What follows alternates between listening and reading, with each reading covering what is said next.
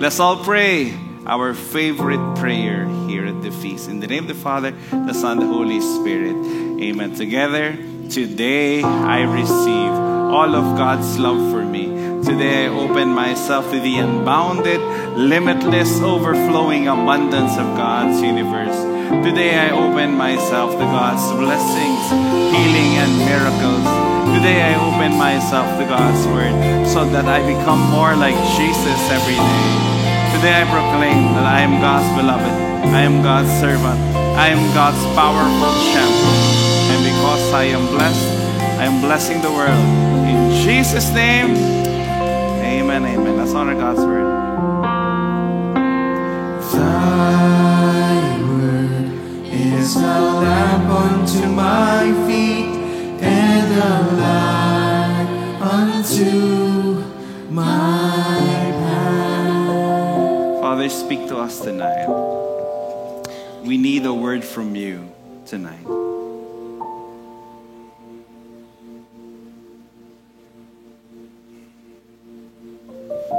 Some of us here are carrying huge loads of burden, Lord, na kinakaya namin mag-isa. Some are able to talk about it, some are not able to talk about it.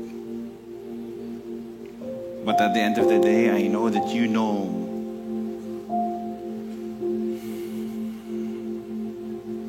Some understand me, some does not understand me. They don't. So Father, whatever it is, I give you this heart. And I know that if you are with me, everything will be okay.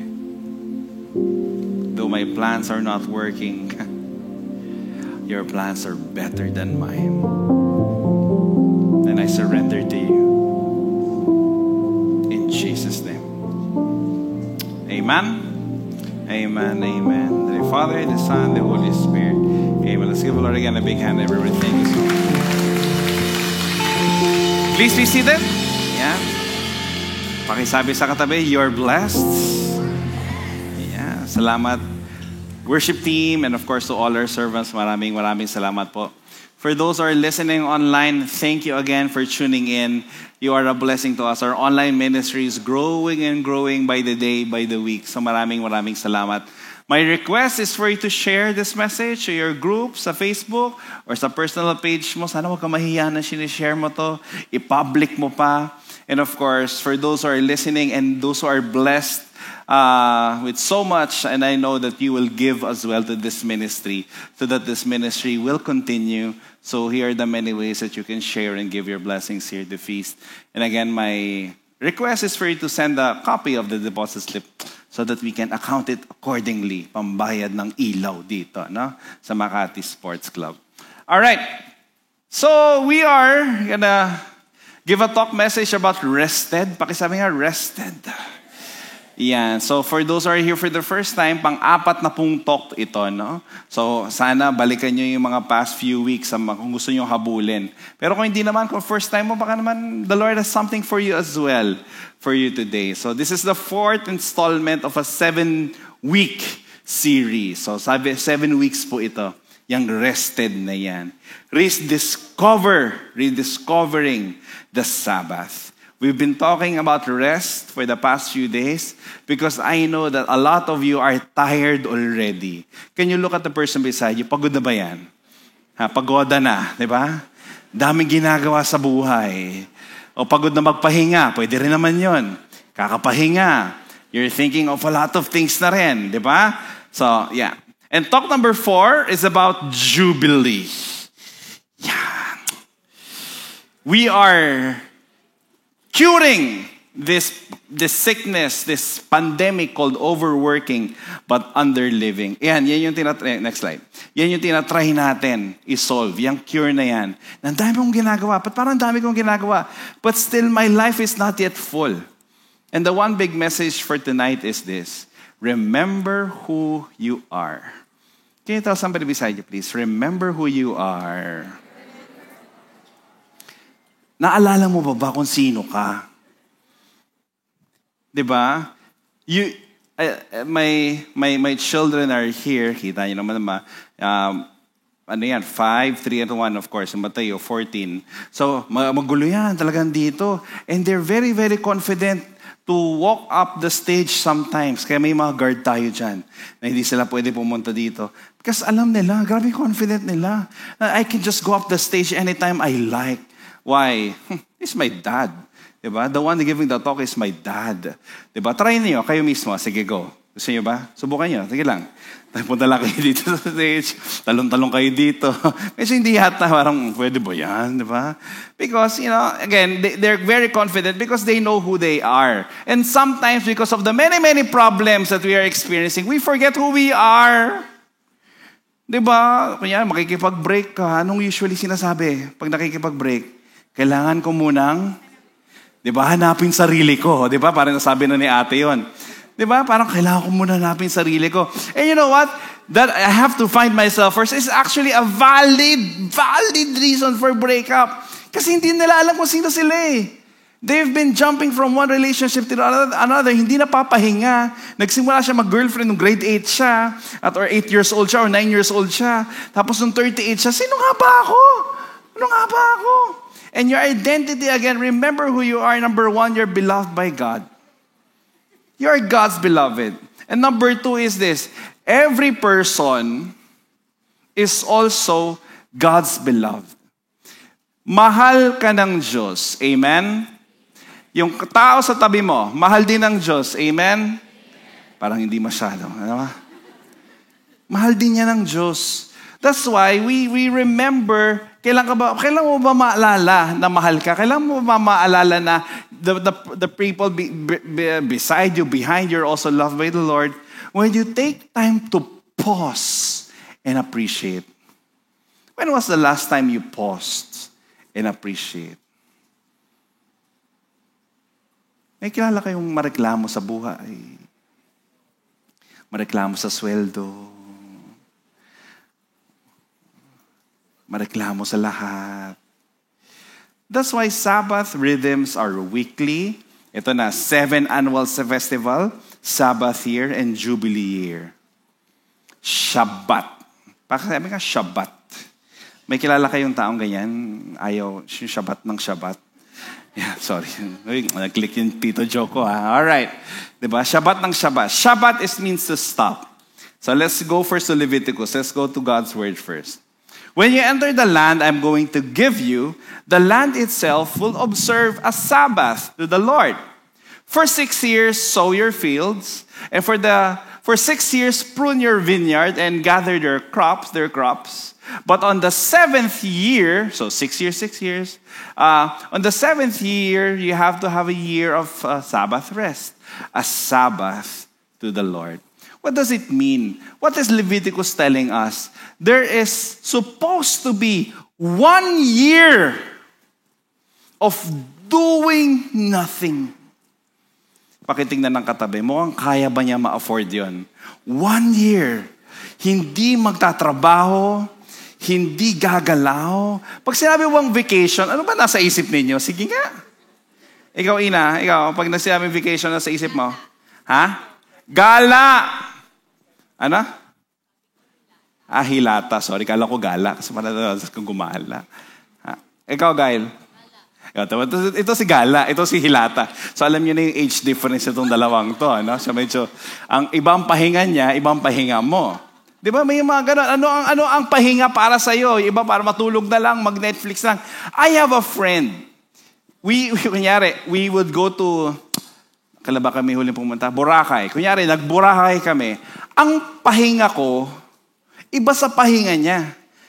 I like going to I just going out, tatapon ko kunyari sa Boracay, diba? Tatapon mo yung sandals mo, tapos, diba? Yung feet mo, first time ko to. Tapos maglalakad ka sa beach, diba? Okay na yun, pahinga ko na yun. Tapos nandun lang ako, nandun ka lang sa sand, tapos yung water dumadaan lang sa'yo. Ang sarap na nun! For me, ang pahinga ng isa, guess what? Sa hotel. Hahanap ng couch. Magpapahinga doon. At magbubukas ng TV. Sabi ko sa kanya, Brad, nagburakay ka pa. Yun yung pahinga niya eh. The Lord has been telling us to rest. Now, how is it applicable to us right now? Is it really applicable? Magbabayad? May magbabayad ba? What is your dream vacation? What is that vacation in your head that, Lord, sana mangyari naman to? Can you think of it right now? Father, sa mga nag-isip ngayon, sana matupad nila in Jesus' name. Amen. Yung mga walang inisip, yan din po ibigay nyo sa kanila. Blanco din po, Panginoon. Siyempre, pag magbabakasyon ka, how will you provide? And the Lord answered. Sabi ni Lord, whatever the land yields during Sabbath year, I will provide. I will provide. I will provide. Ang tagal mo ng buhay sa mundong ito, di ba? Hindi ka naman nagkulang. I've been telling that to myself. Last year, I was praying and praying really hard that I'm able to pay the tuition fees of my children. Tuition fee na naman ngayon. And I'm praying again. And you know what? Next year, pag-pray ulit ako.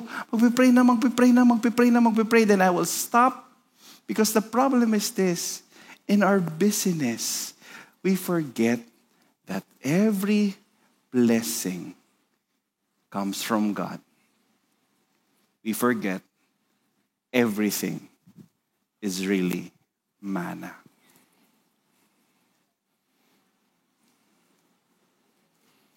I remember proposing to my wife, kay Angela. This is one of my favorite stories. Nag-propose ako kay Angela. Diba, pagluhod kong ganyan, I wanna thank the Lord, nung pagluhod ko, nakatayo ako. Sabi kong, hirap nito ha. When I proposed to her, you know what? She said yes. Ay, kilig na kilig ako. Talagang yun. Tapos ito na, kailangan na pala magpa-reserve ng mga kung ano-ano. Diba? Kailangan na pa-reserve ng venue, kailangan na pa-reserve ng caterer, ng banda, lahat ng yan. Eh, hindi ko maamin sa kanya, yung laman ng bank account ko, 7,000 lang. Diba? Inubos ko lahat sa sing-sing. Tapos akala ko parang next year pa. 6 months preparation. Only for 6 months. You know what I did? Lahat ng pwedeng pagtukan, pinagtukan ko. I remember giving 3 talks a day. Morning, afternoon, evening. Lahat. Sige lang. Hindi ako napapagod. Hindi ko alam bakit. Kasi magda-down payment na sa catering. Walang choice. But you really have to work. Wala. Talagang lahat. I opened up my schedule.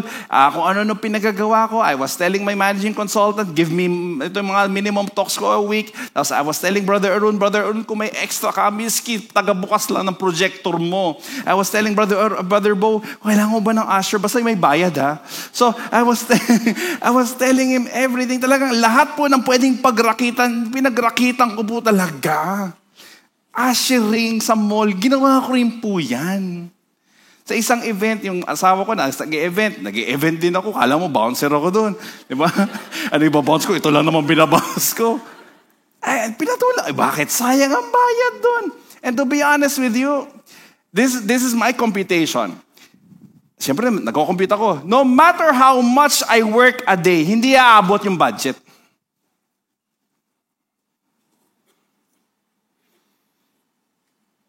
I gave a talk, 15,000 pesos given to me. Thank you, Lord. I gave a talk to another talk. Uy, grabe, 20,000 binigay. May isang talk, alam nyo, nagbigay sa akin, napakalaki, 1,000 pesos. Nung na-receive ko yung 1,000 pesos, sabi ko, Lord, salamat ha. Isang plato din to. And I just accepted everything. Ganun pala pag may goal ka, wala kang arte. Pero ito yung problema, kahit gaano kabigat at kahit gaano ko rumakit, pag yung computation ko hindi aabot. But this is what I knew. That when I work, God is working also. Hello? When I'm working, God is not sleeping. When I'm working, He's working also.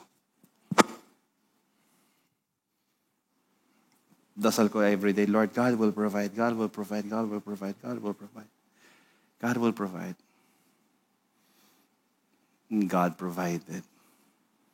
Tingnan nyo, di ba? Kita nyo, parang saya-saya ko naman nung araw na yun, di ba? Di ba? Nung, wow, may budget! Parang, yun siguro yung sinigaw ko nung mga panahon na yan. Talaga naman. Ang saya-saya. Alam niyo paano nagtrabaho ang Diyos? Alam niyo ba bakit? Ito huwag niyo na sabihin kahit kanino. Sa atin na lang ha. Nagulat kami. We were in, this is Magallanes Church. You know Magallanes? Hindi kami nagsisimba dyan eh. Maganda lang sa picture. Pero, layo kasi niyan. Pero ngayon, grabe na. Talagang napakaganda ng mga pang-wedding yan. So we were there, just looking at the place. And then, when we were paying the venue of the wedding, mababayad na kami, the parish priest said, ay, John, love offering na lang. Huwag niya na bayaran 25,000. Ay, sinabi ko tuloy kung magkano.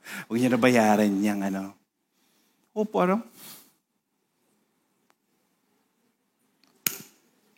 Sabi ko, magkano love offering, Father?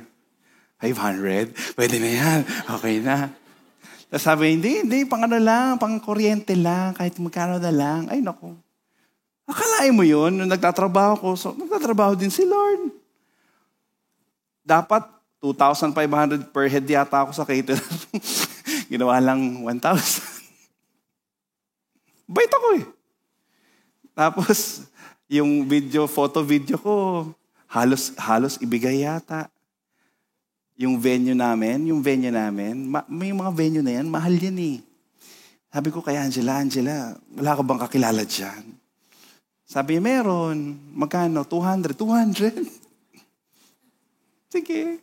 Alam mo ba yung venue ko? Forbes Park. 25,000. I'm working. God is working.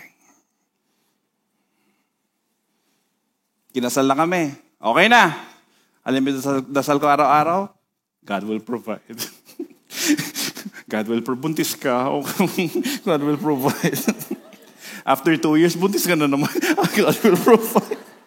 Another 2 years, buntis ka ulit. Paano ba nangyayari yan? God will provide. But God will provide through the work you're providing. Hello? Hindi pwedeng God will provide tapos God will provide. Tapos galit ka sa bahay, wala nangyayari Lord, kala mo provide ka. Siguro si Lord, wow. Totoo ba? Diba? Parang He will provide. It's just that, saan niya i-channel yun? Where will He channel the blessing? Hello? Can you look at the person beside you, please? Pakisuntok na malakas sa malakas. Pakisabi sa kanya, magtrabaho ka naman.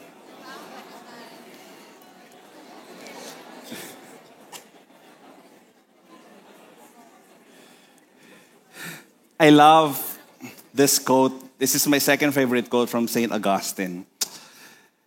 Pray as though everything dependent on God. Work as though everything depended on you. Saan ba ako pwesto? Kasi dito may pinapaalis ako dito pinapaalis din ako. Dasal ka as if everything depended on God, but work as though everything depended on you. St. Augustine. Galing, no? The problem is this, when you don't rest, when you don't deliberately pause to rest, it's hard to think about how favored you are. Alam nyo, to be honest, kaming tatlong magkakapatid, pinalaki kami ng parents namin na ganito kalalaki. But more than that, tinuruan kami nito ni Papa at saka ni Mama na maging masaya kung anong meron tayo. Paulit-ulit yan. Maliliit pa lang kami. Be happy of what we have. Paulit-ulit. Maging masaya kung anong meron tayo. Maging masaya kung anong meron tayo. Maging masaya kung anong meron tayo. Maging kontento ang meron tayo. Maging kontento ang meron tayo. Paulit-ulit. But they never said this. They never said, huwag kang maghangad ng mas marami. Huwag kang maghangad ng mas marami. They never said that. They said, maging masaya kung anong meron ka. Maging masaya kung anong meron ka. Maging masaya kung anong meron ka. Growing up right now, talagang pagtingin ko, alam nyo, nagiging happy talaga ako. Pag kunyari, may friend ako biglang yumaman. Diba? Ang saya-saya ko. Bakit? Mahingan ko ng love offering yan eh. Seryoso yan ah. Pag may umaman, bro, baka naman pwede ka mag-donate sa fees. Ay, talaga. Pag nakita ko isang friend ko, biglang may bagong bahay. Ay, sabi ko, sige, magkakaganyan din ako. But remember to be happy what you have. The problem is this, it's really hard to have that value right now. Mas lalo kung hindi pa establish yung value na yan. Mahilig ba kayo mag-compare sa mga post ng mga tao in social media? Yan parang feeling mo lugi ka parati. Sa meron ng iba. Ako lang ba nakakaramdam nun? Nakaramdam ko rin naman yan. Diba? What you don't know is they post the highlights but you don't know kung saan galing yung highlight na yon, kung anong tinrabaho nila. Kasi wala namang like yung traffic, yung gano'n, pupunta ka sa next client mo, traffic. Wala naman uy, grabe, sana ma-traffic ka pa. Wala namang gano'n eh. Kaya you just post the beautiful things. That's why I practice my children when we pray. I practice talaga. Masalo, pag matutulog na kami, Javi, where are you? Nasa labas. Javi, can you give a sample? Come. Sample lang, sample. This is very ad-lib na parang hindi siya pupunta. Si Julio, ikaw na lang. Yoy, come here. Ayaw ng kuya mo eh. Teo, gusto mo chuy? Gusto mo chuy? Julio, come here. Kasi ayaw ni Javi. Come here. Sana mag-work. Shucks, so pag di nag-work, nakakahiya. Hindi. Yoy, come here. Di ba we pray every night? You remember? We pray every night, yes?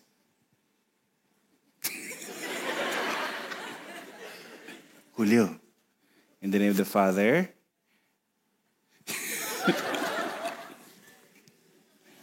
the Son, the Holy Spirit. Pangkut ka, bilis. Thank you, Jesus, for... Who's the first one? Why are you shy? You want to say Jeff? You want to say Jeff? Thank you, Jesus, for Daddy.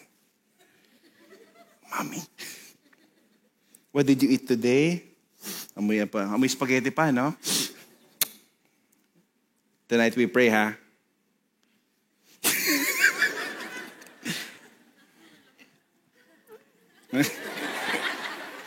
Nag-minsan ko lang. Sige, ready, jump. Ready, jump. O, sige, Kung pakikuha na to, tatapon ko to. Javi, Julio, sino ba nga to? Go to Teacher Nikki. Javi, ready ka na? You wanna say your prayer for tonight? Ayaw mo rin? Sayang investments ko sa mga to. Lalakas kumain. Hindi ko malang magamit. Chippy? You wanna pray? Ganoon lang naman yan. But I always, ay hiya lang ngayon, force them to tell how's their day. Hanggang kaya pa. Kasi darating yung point, how's your day? Okay, it's okay. Di ba darating yung ganun din ako eh. How's your day? Then they will list to me how their day went. Thank you, Jesus, for Daddy. Daddy, di ba? Javi, tumungo ko na nga lang, yun, kahit yun na nga lang. Mommy. Tapos they will tell me what they ate. Ulit. Biskin kinain nila kahapon, nakalimutan nga nila na kahapon pa yun eh. Sasabihin nila, how about you? During your prayer time, ano nakalista sa inyo? O nagdadasal lang ba kayo pag sobrang malaki na yung problema? Hello? Because if we forget how blessed we are, that's where mental health issues appear. Pag mag-isa ka na lang, you wanna say something, Chippy? You're calling me. Hanggang gano'n lang naman siya, Dad. Ano kinain mo? Dad. If we don't take regular Sabbaths, we forget 3 things. Take note of this. Number 1, we forget our position. That God blesses us more than what we deserve. If we don't take time to appreciate the blessing, we forget our position. Pare, you're more blessed more than you deserve. Sabbath gives you time and space to thank God for what we did not work for, strive for, or pay for, which is 99% of our blessings. Imagine that. Sunlight is there. Air is there. Water is available for you. You have work. I love this concept about air. Sabi dito sa quote na nakita ko, depend on God in the same way that our lungs depend on air. Diba? Sana lagay ko dyan sila. Hindi, na Google ko lang din yan. No?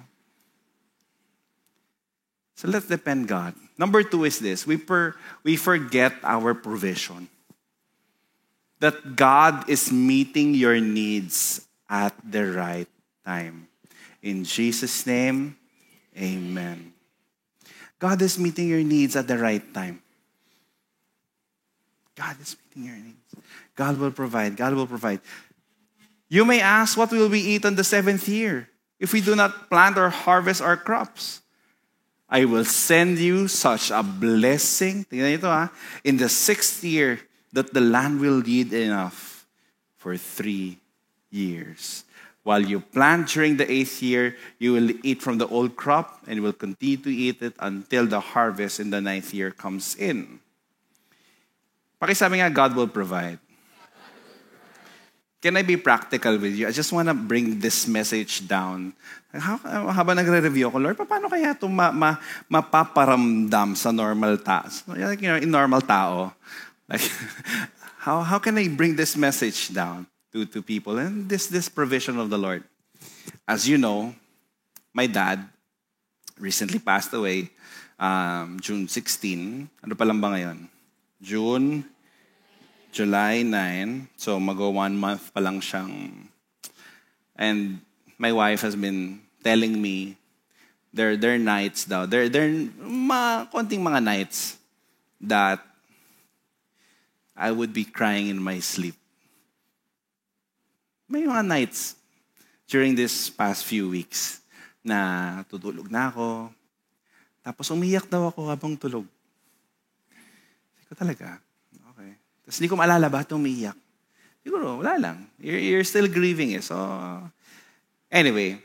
So, when Papa was hospitalized, we were in ICU for 1 week. Okay? I want to be practical with you. ICU in 1 week. Magkano sa ICU na isang araw? We were at the ICU for 1 week. Tapos, after nung 1 week na yon, 3 weeks, regular room. So, rooms, rooms, and doctor fees. Palagay ninyo, magkano lahat ng bill namin dito sa magandang hospital na ito. 1 week pa lang kami doon, nasa 500,000 na kami. We finished everything after one month of being in the hospital. It cost us 1.7 million pesos.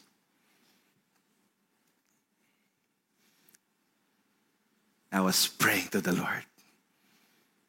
Lord, anong prayer ko nung kinasal kami ni Angela? God will provide. Nung nabuntis ko si Angela na maraming beses, God will provide. So marami. Birth, God will provide. Death. My prayer was still God will provide.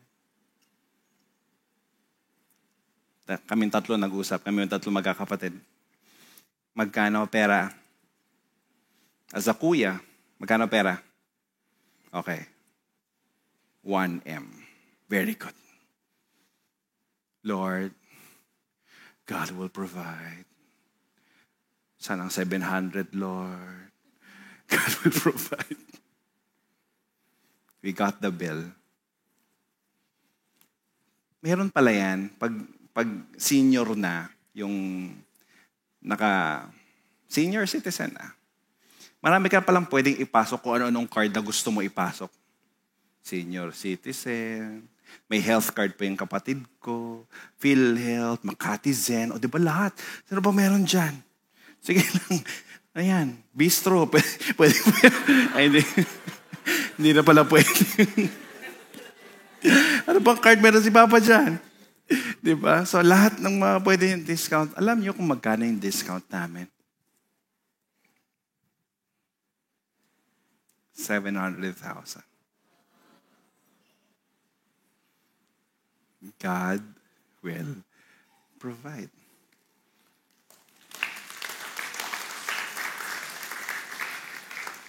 Then we went to the burol.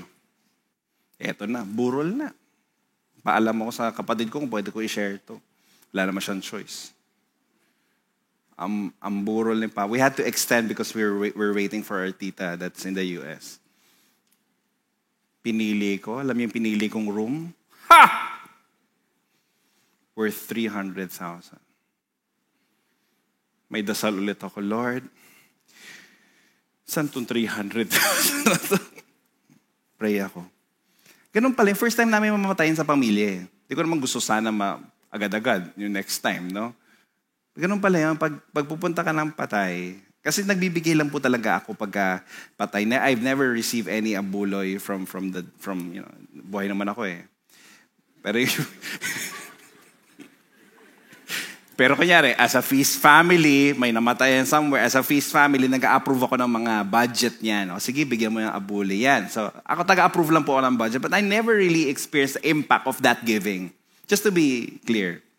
So, I was receiving abuloy from people. May abuloy pala. So, pag naka-receive ako, doon ako sa accountant ko, yung kapatid kong babae na magaling sa mathematics. Natapos yung 5 days. Guess what? Magkano lahat ng love offering? 300,000. Sabi ko pa, huwag ka na mag-extend, ha? Wala na.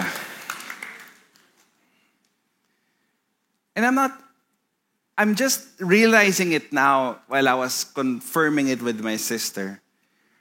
Kasi parang naglabas pa rin naman ng pera. Then people were giving us lugaw, ano ba yung mga pinagbibigay na itong mga to? Pandesal, siomay, may nagbigay ng siomay. Sabi ko, okay pala mamatay, no?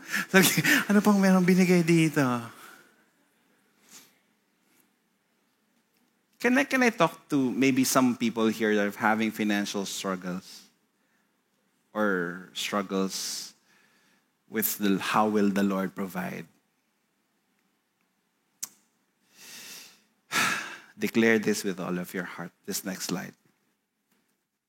God is preparing your blessings in advance. Yung pumalakpak lang, Lord, yung bigyan mo ng blessings, Lord. Grabe. In advance. Diba?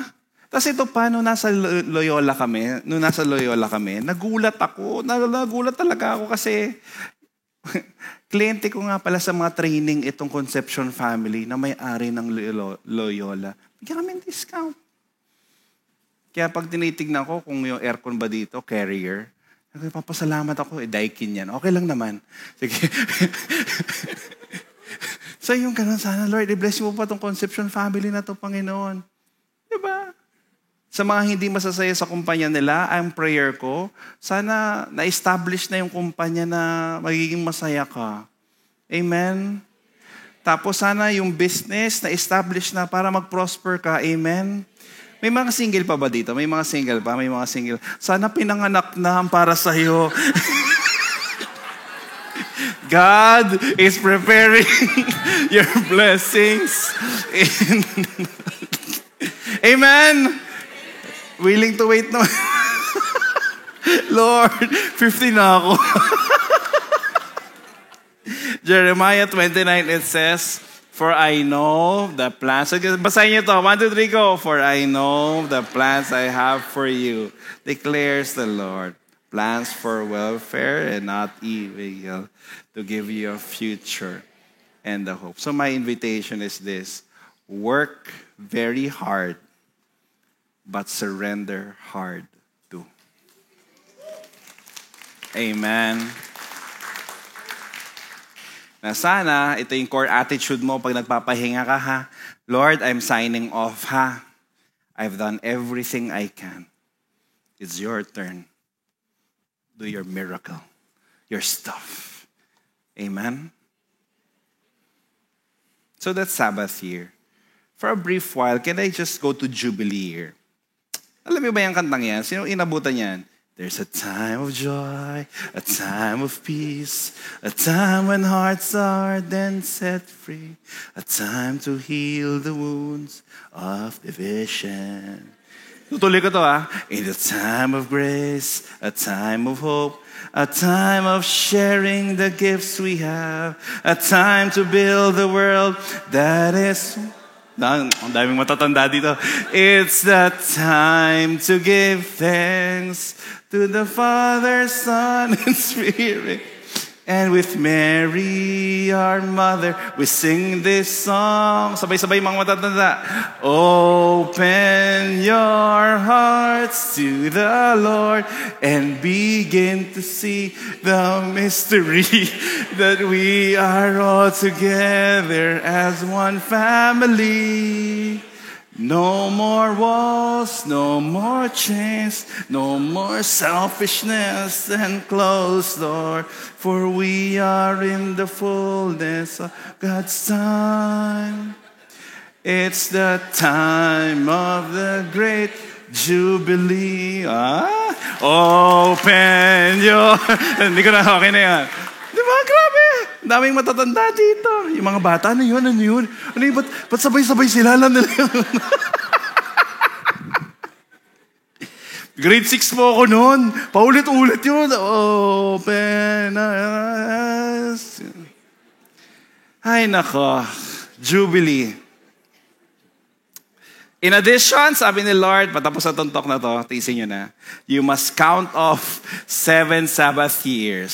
7 set of 7 years, so 49, adding in all. Then the Day of Atonement, the 50th year. Blow the ram's horn loud and long throughout the land. Set this year apart as holy, a time of proclamation, freedom through the land of all who live there. It will be a jubilee, Yovel year for you, when each of you may return to the land that belonged to your ancestors and return to your own clan. Ang gusto lang sabihin ni Lord dito, itong 49th year, Sabbath year, 50th year, Jubilee year. What's the point? Bakit kailangan may Jubilee year? Jubilee is not just about rest. It's a total reboot of society. according to the Lord. Lord, sana magka-jubilee year na po sa Pilipinas, Panginoon ko. At totally, diba? On Jubilee, all debts are erased, all slaves are set free, and the land returned to its original owner. And I was reflecting, Lord, kailan ba tong Jubilee na yan personally sa amin? Kailan ba yan? Ang gustong sabihin po ng Jubilee ay ito. Kahit anong hirap ang meron ka ngayon, matatapos din yan. Either matapos siya na mabayaran mo o matapos ka na makita mo si Lord. Diba, Jojimar? Diba, anong gusto mo? Masolve yung problema mo, tapusin ka na ni Lord. Talaga, diba, press lang yan. Alam niyo, I experienced a little bit of Jubilee. A little bit of Jubilee, ah. Again, sige, Kukoy, tulungan mo na ako dito. Salamat, Kukoy. Open your hearts. Diba? Sana maalala niyo tonight habang tutulog kayo. Jamie Rivera. My dad, sorry, madami akong kwento. Iniisa-isa ko lang po yung mga kwento ng experience ko kay Papa as long as I can stretch it. So 1 month nga kami nasa hospital. But there was a certain time in the hospital. Gising lang siya, tinignan niya lang niya kami. Sabi niya, ganito yung tsura niya. Nalilito ako. Nalilito ako. Sabi ko, Pa, bakit ka nalilito? Nalilito ako. Kasi,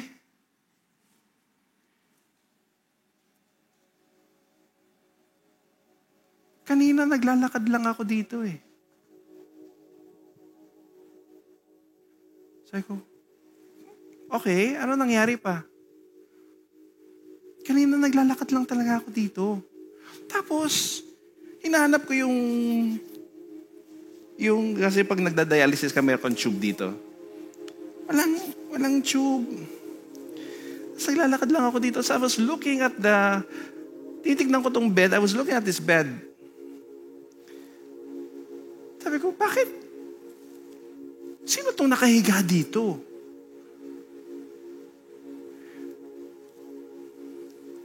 Tapos sabi ko, Pa, ano pa nangyari?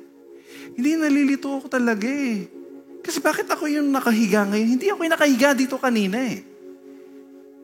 Sabi ko, Papa, kanina tulog ka. Hindi.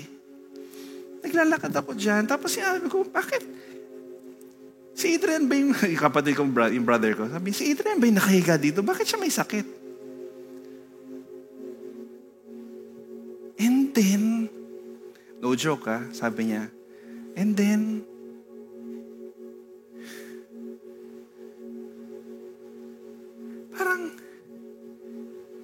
parang nakita ko si Jesus. Ay, grabe. This moment, alam mo yun, parang, so, anong sabi? Tinanong ko siya sabi ko, Lord, patay na ba ako? O pagkatapos, ito, yan na, ikaw, nakikita na kita ngayon.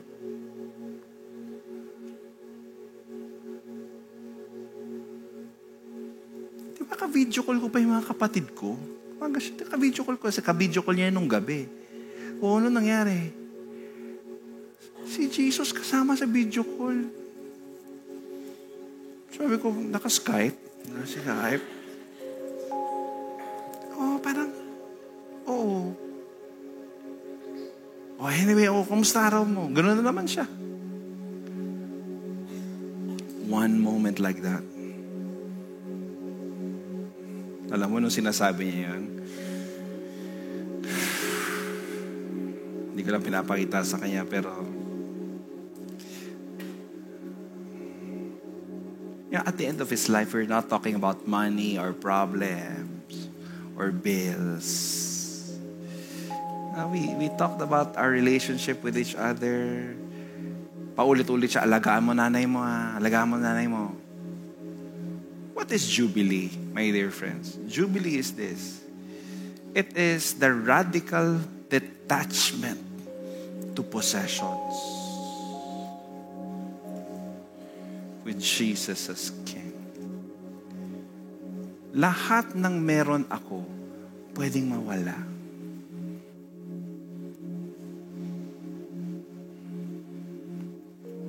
Amen. As long as I have you, my King. And number 3 is this. Can we all stand, please? We forget. If we don't rest, we forget our purpose, that God is creating the jubilee through you.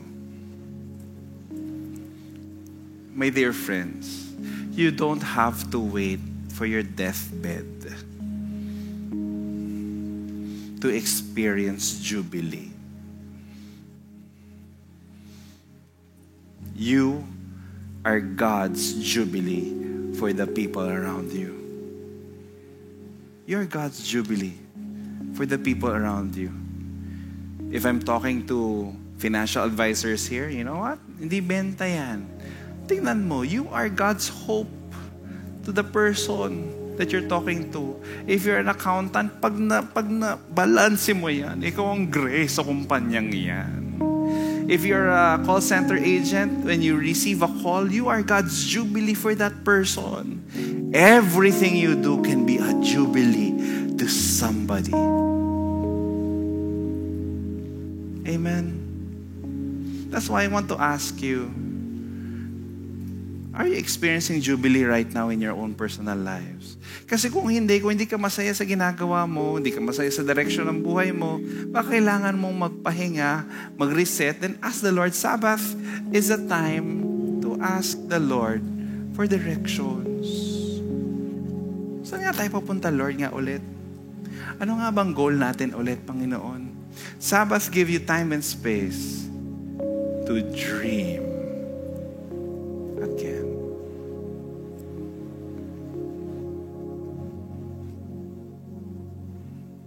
So take a pause and remember who you are. We're talking about Jubilee in the Old Testament. Pero ano nga ba ang Jubilee? Sinagot yan sa New Testament. Look, it says, the Spirit of the Lord is on me, because He has anointed me to proclaim good news to the poor. He has sent me to proclaim freedom from prisoners, parang Jubilee, no? And recovery to the sight for the blind, to set the oppressed free, to proclaim the year of the Lord's favor. What is Jesus telling us right now? I am the Jubilee. I am the Jubilee. So please, my dear friends, pag hirap na sa lahat na nangyayari, pag hindi mo na maintindihan, receive Jesus. And you will receive Jubilee. And when you receive Jesus, you remember, Stoy, fighter ka eh. Uy, tama na yan.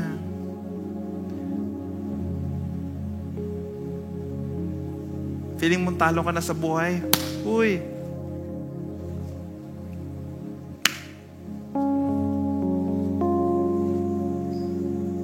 laban. Receive Jesus. Receive Jubilee. Amen? Inhale. Exhale. For the next few moments, I just invite you to rest. Maaga pa. Rest your heart, your mind, free your thoughts, your head of all of these thoughts that are running. And allow the Lord to bless you right now.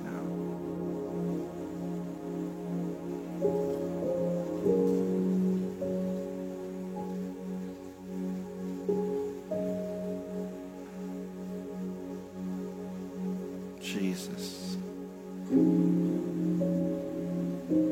I pray for somebody here who is asking for healing. Heal this person, my Lord. There's somebody here who is asking for a provision this week. Provide for him, Lord. provide for her, Lord. For those asking direction, guide them, my Lord.